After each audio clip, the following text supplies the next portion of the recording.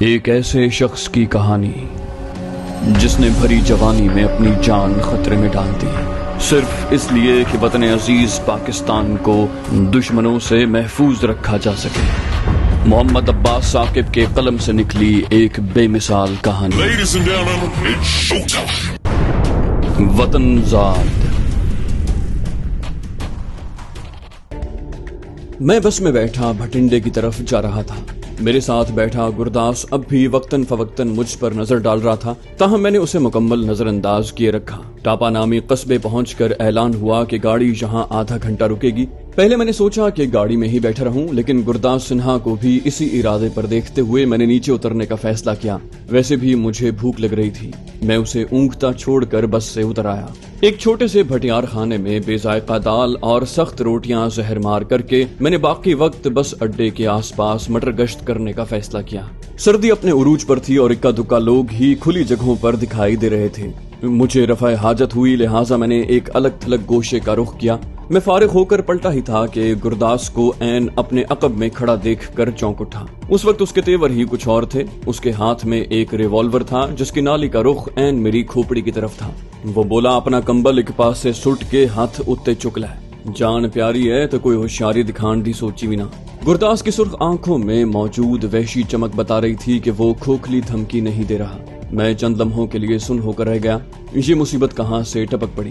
یہ کون ہے اور مجھے نشانے پر کیوں رکھ لیا ہے؟ اس ہلاکت خیز ہتھیار کی اس کے پاس موجودگی کا کیا مطلب ہے؟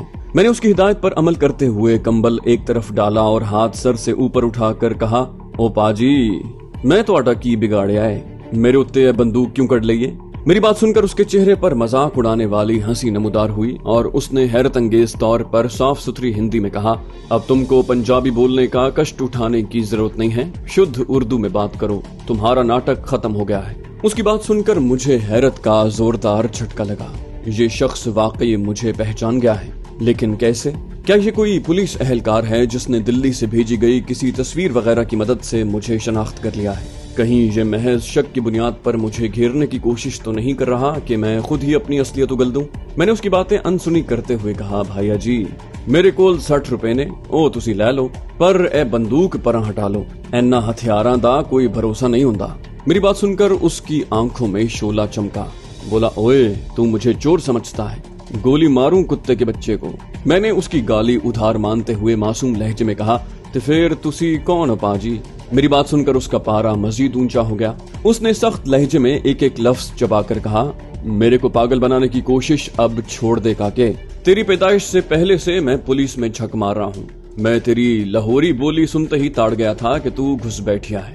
اس کی زبان سے لفظ گھس بیٹھیا سن کر میرے دماغ میں دھماکہ سا ہوا۔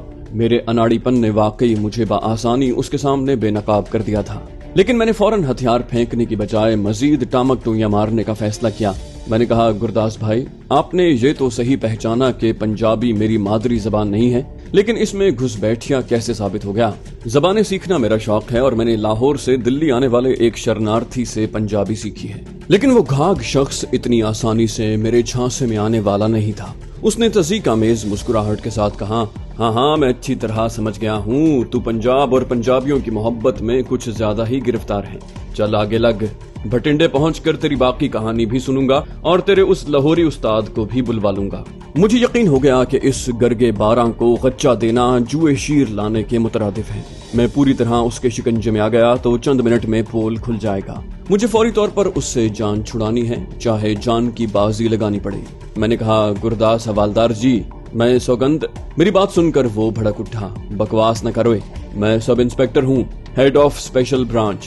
میں نے کہا، شمع کر دو سرکار، آپ جس طرح چاہو اپنی تسلی کر لو، مجھے کوئی اعتراض نہیں۔ میں کچھ ٹھہر کے بھٹنڈا سے تلونڈی چلا جاؤں گا، اجازت ہو تو کمبل اٹھا کر اوڑھ لوں، بڑی سردی لگ رہی ہے۔ اس نے سخت لہجے میں کہا، نہیں، پہلے اپنی تلاشی دو۔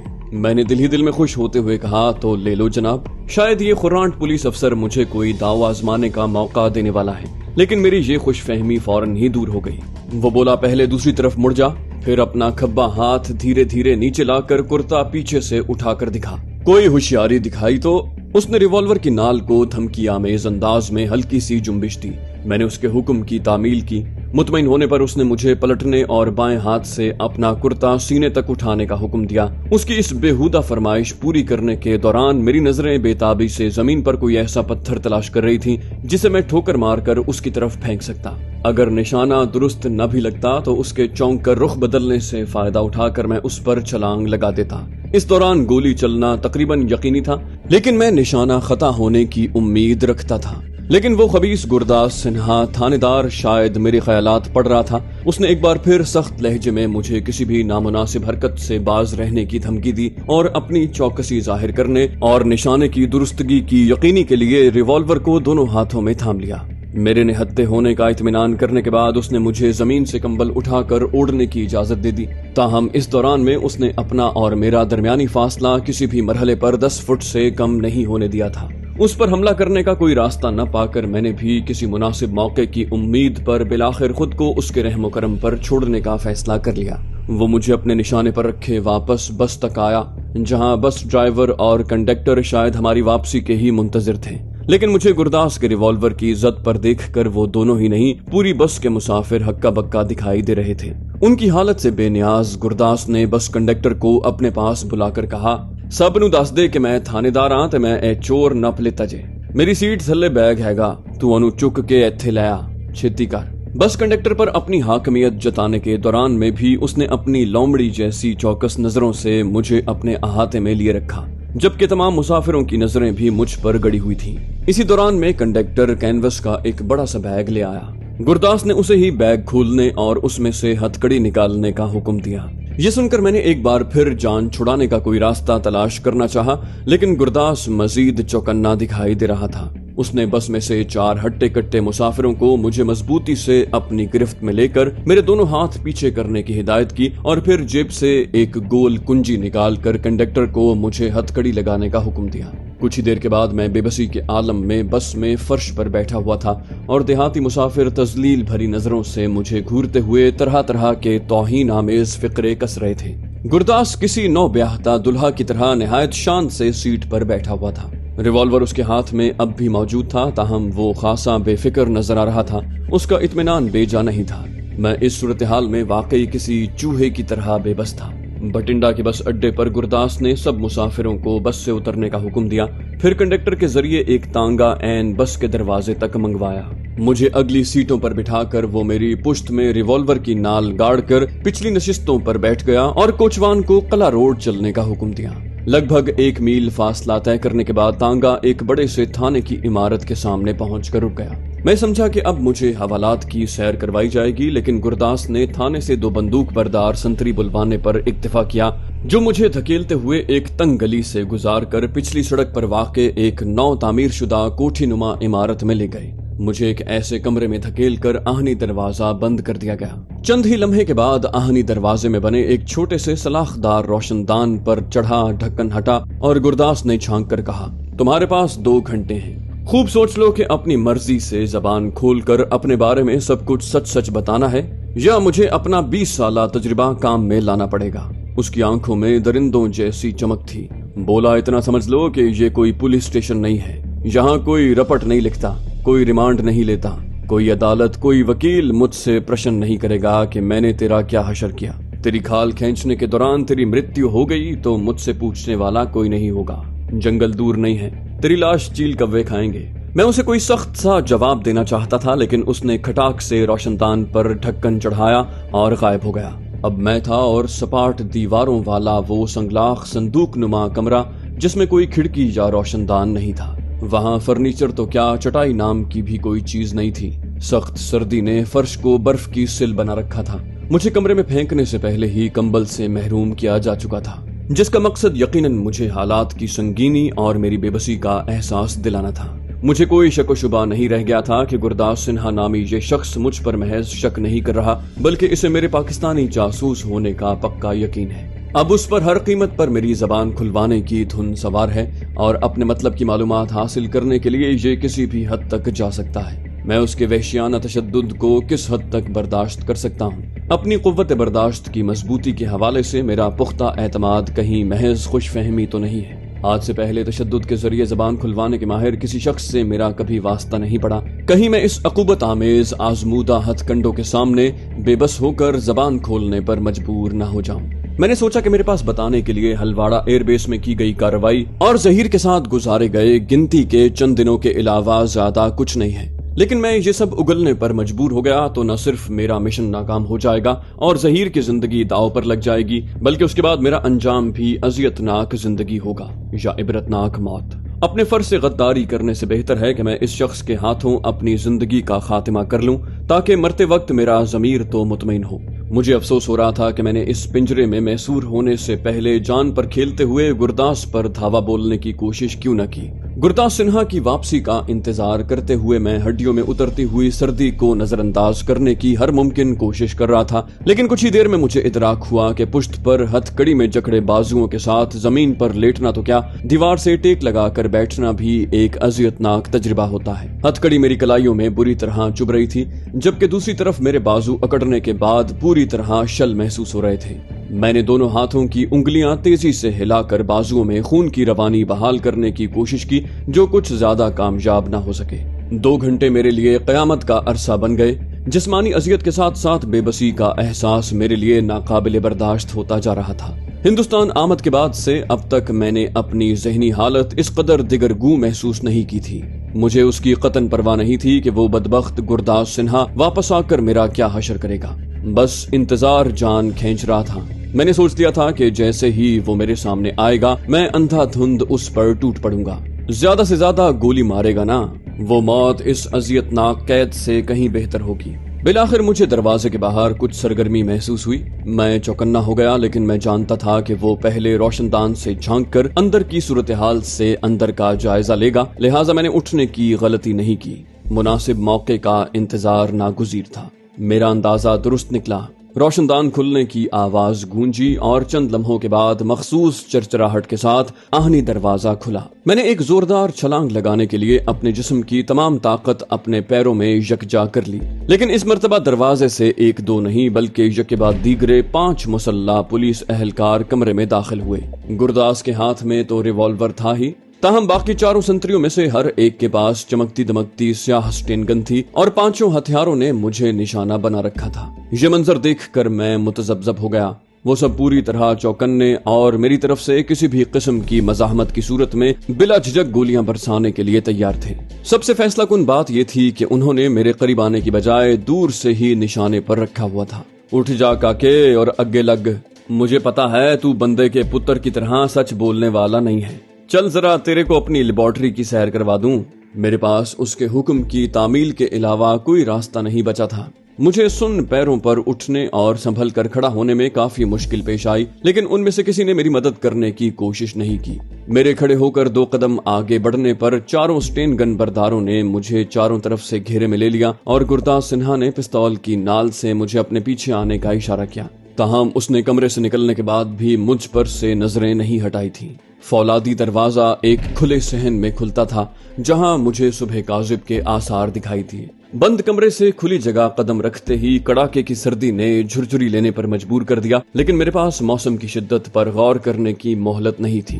مجھے پختہ یقین تھا کہ ایک بار پھر بند کمرے میں محصور ہو گیا تو میری آزادی کا امکان باقی نہیں رہے گا اور عین ممکن ہے کہ میں گرداس کے وحشیانہ تشدد کے سامنے مجبور ہو کر زبان کھولنے پر مجبور ہو جاؤں. اس سے بہتر ہے کہ میں آزاد ہونے کی کوشش کرتے ہوئے جان دے دوں. میں نے اپنے جسم کی تمام طاقت اپنے پیروں میں جمع کی اور بجلی کسی تیزی سے اپنے دائیں طرف چلنے والے سنتری کے پیٹ میں زور سے دائیں لات ماری.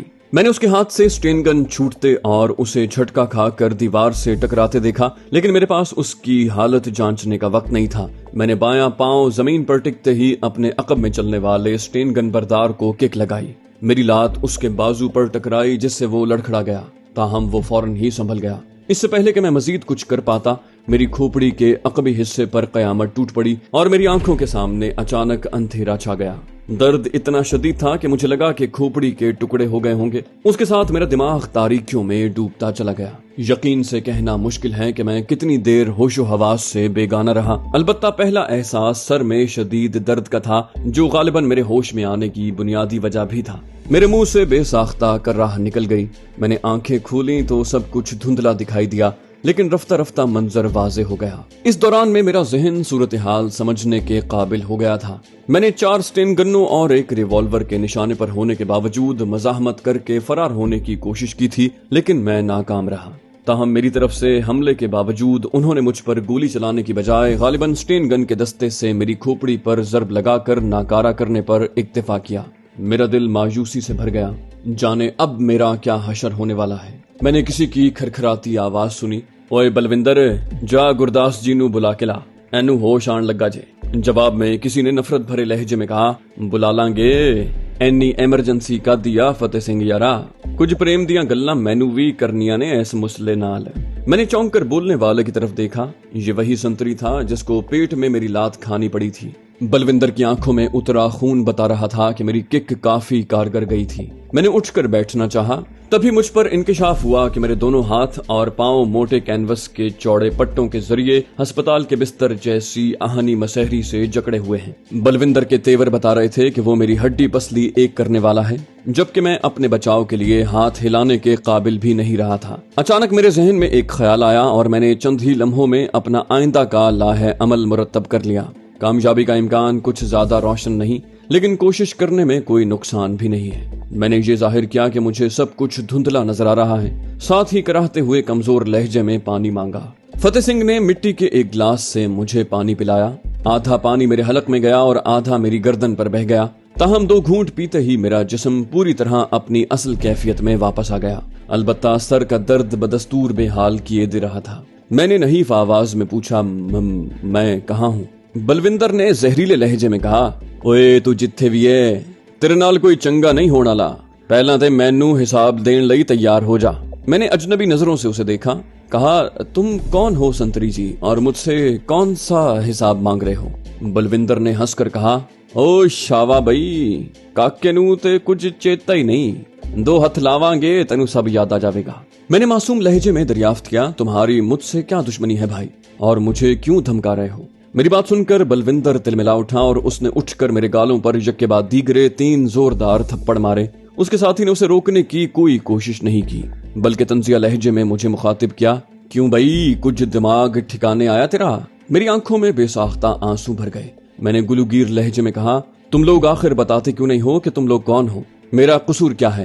مجھے کیوں یہاں باندھ رکھا ہے؟ مجھ پر تشدد کیوں کر رہے ہو؟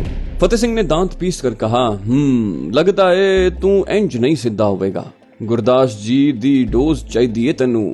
اتنا کہہ کر وہ بلوندر کو وہیں چھوڑ کر خود کمرے سے باہر چلا گیا۔ اس کے ساتھ ہی بلوندر نے خونخوار لہجے میں مجھے مخاطب کیا، خبر تھانے دار جی دل نکالن دین یا نہ دین۔ اس کے ساتھ ہی وہ مجھ پر جھپٹا اور پیٹ اور چھاتی پر کئی گھونسے برسا دیے۔ میری چیخیں نکل رہی تھی لیکن اس کے ہاتھ نہ رکے۔ اس نے مجھے گالوں پر یک کے بعد دیگرے 5-6 تھپڑ مارے، پھر ہانپتا ہوا اپنے سٹول پر جا بیٹھا۔ اس بدماش کی ستم آزمائی نے میرے جسم کو دکھتا پھوڑا بنا دیا تھا۔ میری آنکھوں سے آنسو بہ رہے تھے اور حلق سے کراہیں نکل رہی تھی۔